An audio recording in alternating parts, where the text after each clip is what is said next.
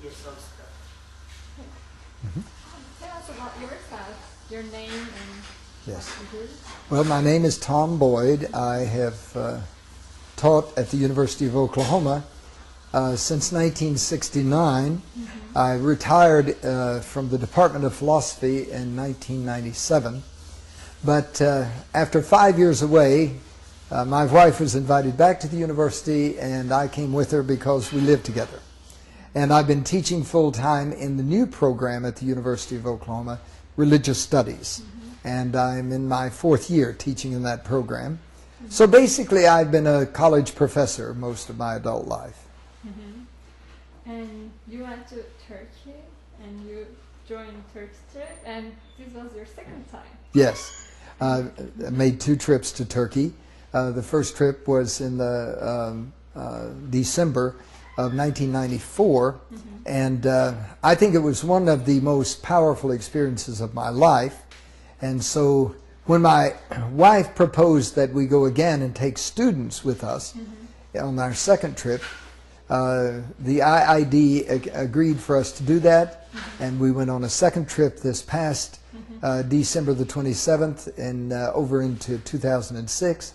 And these 2 trips together have given me a far better understanding of not only the Turkish people and Turkey itself, but of the Islamic traditions that are so deeply embedded in the Turkish people, and I appreciate that very much. And what was your goal to take the students with you?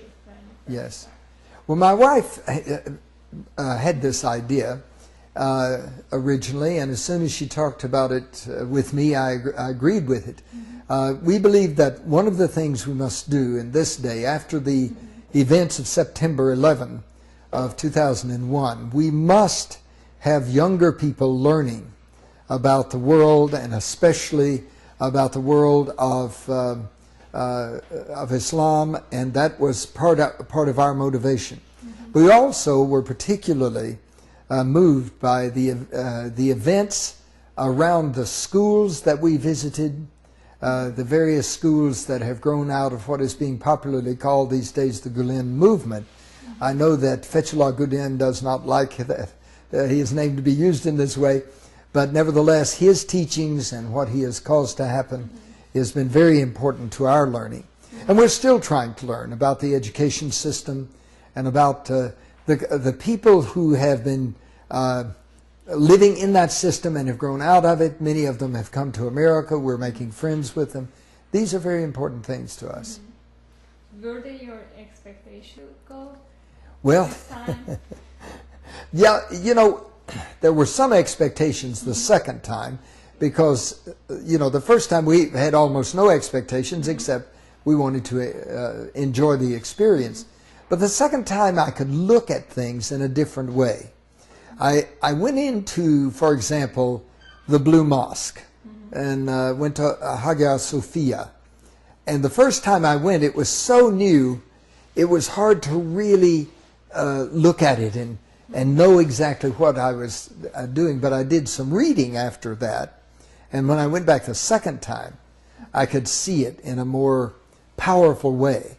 So the second trip over was extremely helpful to me to understand not only these sites in Istanbul, but when we go away, when we're in Cappadocia, or, you know, particularly at Rumi's tomb, for example. That was one of the most moving experiences for me, because I'd been reading his poetry and his writings this past year, and being at his tomb was very important to me. What was the difference this time? Did you notice any difference on people, maybe the culture? You know, when you're doing anything for the first time, and you've never had any experience with it before, it is all so new that you think you're understanding it, but it takes more time than that. And so the second time over, it seemed to me that the people and the places, I don't know how to put it, but they were more real to me. They were more a part of my own life. I was participating in it more, and I felt at home more. And most of our students, for example, and the others had never been. And so we could kind of see how they were experiencing it for the first time and realize, no, there's more here. And it has to do with getting to know the people better. We knew many of the people who were our hosts much better. And cities where we went, we met people we had met last year. And you began to feel more like a friendship and a family relationship is developing. And that was really nice. And what struck you most this time? This time, well, aside from the Rumi site and Konya, I would say the whole experience for me when we went to Urfa, and here is the birthplace of Abraham, and where some major events happened in his life, and these are commemorated. Then we drive out to Haran and visit the ruins at Haran. And I visited those last year. But this year, I could see it. It was in the daytime, for example. When we visited the birthplace of Abraham last year, it was at night. So it was just so different to be in that experience. And I think, for me, the time we spent in Urfa was some of the most valuable time. That's one of the places where our traditions, the Jewish, the Christian, and the Muslim traditions, the Islamic traditions, began to meet. And so that was very exciting to me. As you told Barbara earlier, Turkey has been cradle of many civilizations and many religions for centuries, and people together in peace for a long time. And you have seen it yourself. Yes. Ruins and people, culture, and all these things, how they affect your views toward peace in the world. Surely. Well, I just don't think in the West we have understood that part of the world very well. Those of us who belong to the Christian tradition in the West, we know that one of our early missionary leaders, Paul the Apostle, was all over that region, and I knew it in my head, but I had not seen any of these places.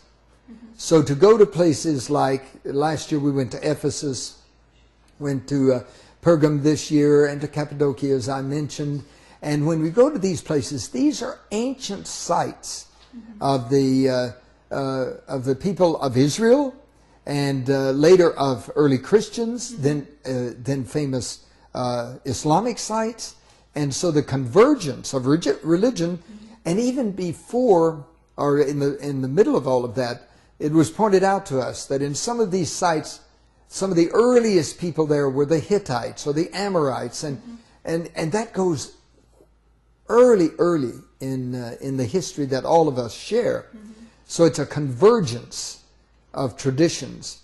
And as I read about the Ottoman Empire in the last year and a half, one of the things that struck me is how open they were to the diversity of religions in those days, in the midst of being a strong Islamic center. And I appreciated that very much, and I learned much. And these trips have done more to help me see that it's real. When you read about it in books, it's just not as effective as being there. So it's wonderful. Schools. You went to schools again, and the other educational institutes. And how did you find them? Well, the first year we went, we were in a school virtually every day. We ate meals at schools once or twice a day at least. And at first, I didn't know what to make of it. I did not know about the schools. And what was so interesting about our hosts, in America, the IID, the Institute of Interfaith Dialogue, they never told us anything. They just invited us to go and to enjoy it. And we went to the schools, and very gradually, as we met the children and met the teachers and the leaders, we began to realize that something was happening here.